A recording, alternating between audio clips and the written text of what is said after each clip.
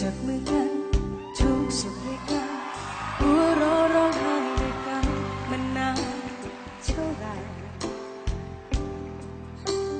ฉันไม่เคยลืมจากใจ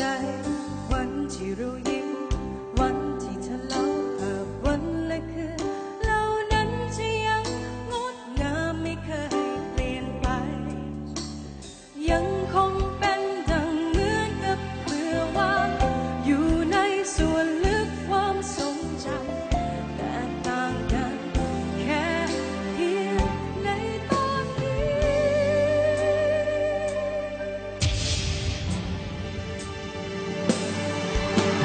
ฉันนั้นไม่ได้มีเธออยู่ข้างๆเหมือนวันที่เราเคยเดินข้ามผ่าน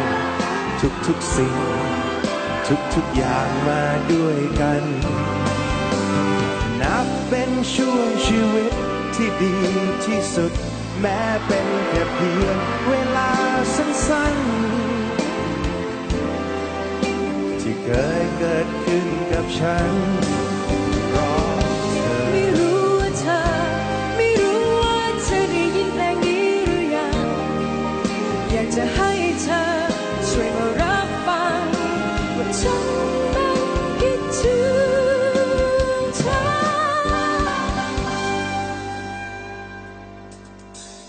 ฉันนั้นไม่ได้มี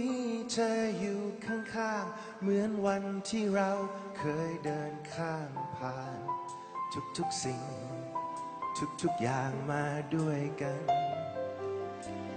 นับเป็นช่วงชีวิตที่ดีที่สุดแม้เป็นแค่เพียงเวลาสั้นๆที่เคยเกิดขึ้นกับฉัน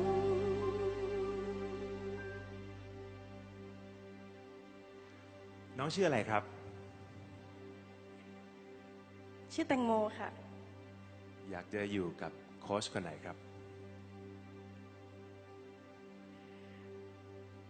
หนูเลือกพี่ก้องค่ะ